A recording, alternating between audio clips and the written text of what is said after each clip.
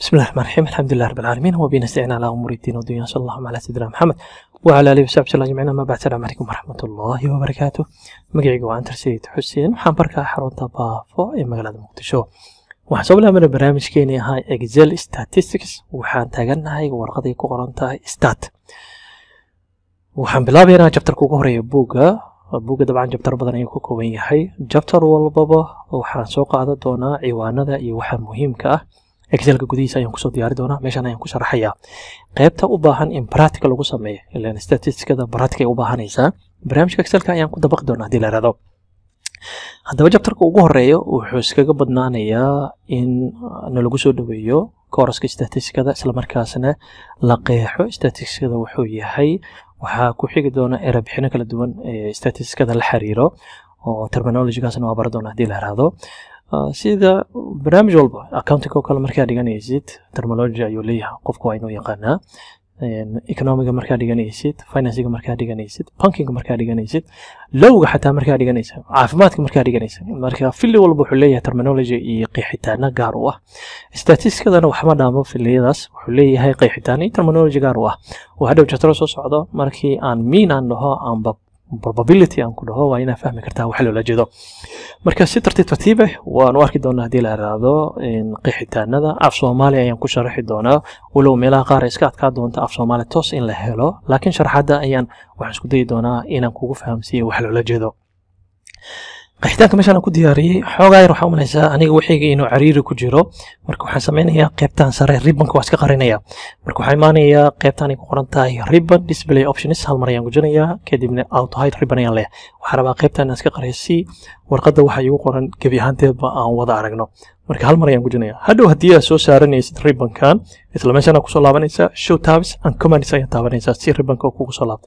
haddii keliya tabska rabtid inaad aragtidna show tabskaas ayaa taabanaysaa. aniga waxaan taabanayaa auto hide ribbon.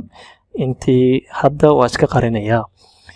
haddaba statisticada markii la qeexayo haddee qoloba si ay u qeexdaa.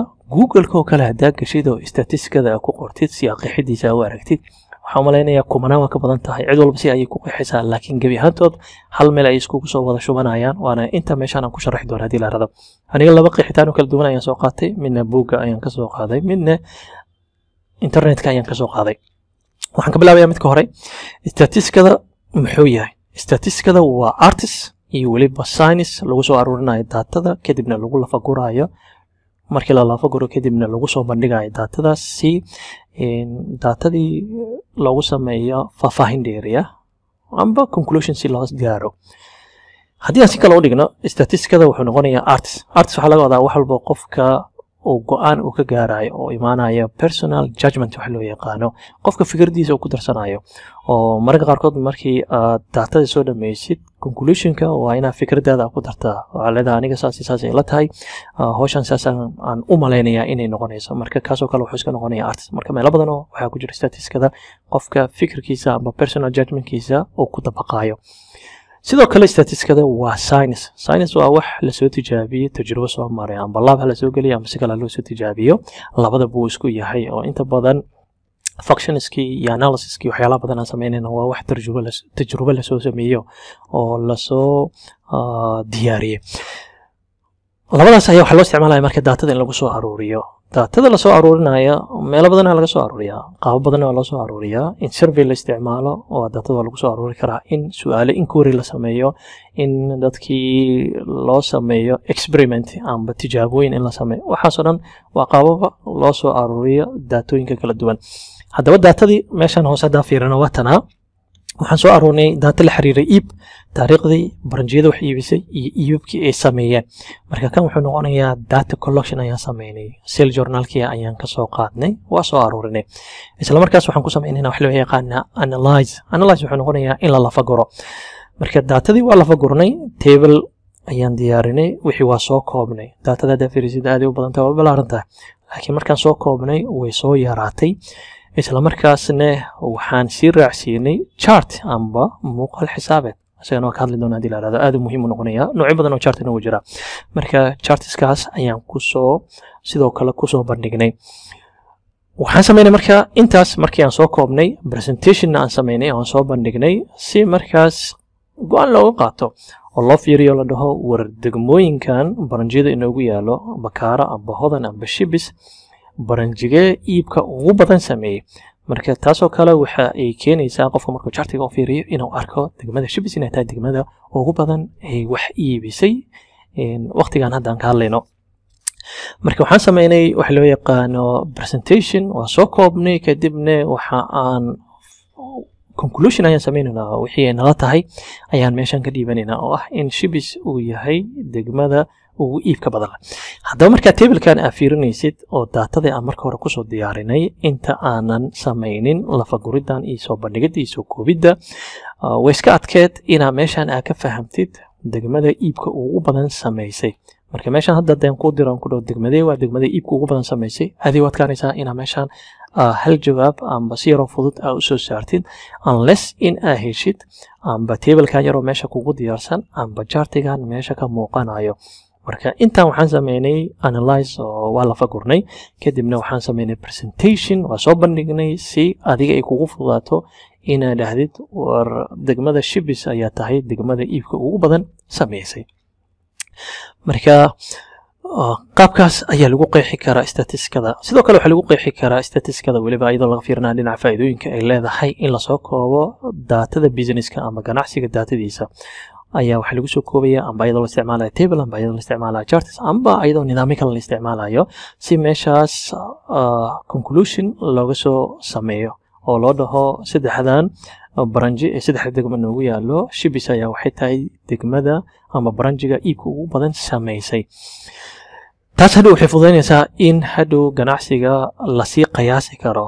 oo haddii Shibis bil walbaba amba waqti walbaba oo aan sameyno wax loo yaqaano presentationkan oo noqdo degmada amba baranjiga iibka ugu badan laga sameynayo degmo ahaan in aan hadhow uga tashano aan dhahno war xooggeena Shibis aan iskugu geeno meesha waxaa jooga macaamiil fara badan dadkiina way nagu xiran yihiin alaabteena waa looga baahan yahay si shirkadda qaybadeeda kala duwan horumar loogu sameeyo oo waxaan u sameynaynaa inaan daatadan soo aruurino u lafagurno u soo bandhigno ayaa waxay tahay in shirkadda waaxaha amba qaybaha ay ka kooban tahay in horumar lagu sameeyo anaga daatadan waxaan u soo aruurinay in aan aragno baranjiga iibka ugu badan sameynayo iyo baranjiga aanan wax badan aan iibinaynin hadhow waxa fududaanayso in baranjiga iibkiisa uu yar yahay in aan isweydiino su'aalo fara badan oo sababta iibka badan uu sameeyay waayo ma alaabta ku yar ma locationka xun ma customeradii ayaa na soo gaari la xayisiin wax ma loo baahan yahay ma sales personada dadkii qancila marka su'aalo badan ayaa meesha imaanayo si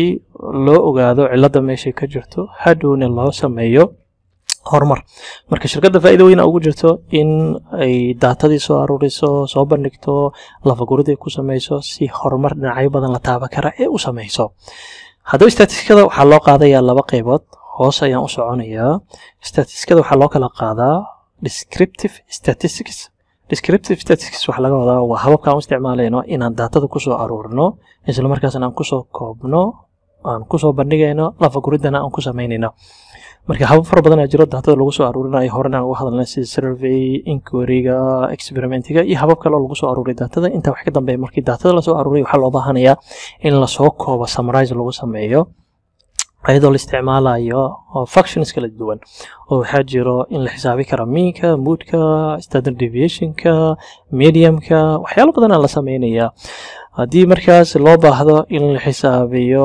probability la samey karo intaa wax ka dambeeyana lasoo bandhigo amba iyadoo la isticmaalayo table amba iyadoo la isticmaalayo charts marka nidaamkaas markii la raacayo waxaan sameynaynaa wax loo yaqaano descriptive statistics qaybta labaad waxay noqonaysaa inferential statistics waana hababka loo isticmaalayo in daato looga soo aruuriyo koox yar isla markaasna hadhow wixii soo baxa ee conclusion ama wixii aan soo saarno go'aamo ah si aan ugu dabaqno kooxda badan tusaale ahaan jaamacada ayaa waxay dhigataan arday aad fara badan subaxdiina arday ayaa dhigata galabtiina arday ayaa dhigata marka in aan dhammaan ardaydaas haddii kumanani gaarayaan xogtoodan soo aruurino kadibna lafaguridan ku sameyno oo meeshaasaan kasoo saarno conclusion xogaar aad u adkaanaysa waxaa ka fududaanayso in qayb ka mid ah ardaydaas xogtooda aan soo qaadno marka qaybtaas aan soo qaadayno waxay matalayaan ardayda subaxii galab dhiganayso sambal oo kale ay iska noqonayaan marka qaybtaas waxaan sameynaynaa lafaguridii wixii aan soo bandhigaynaa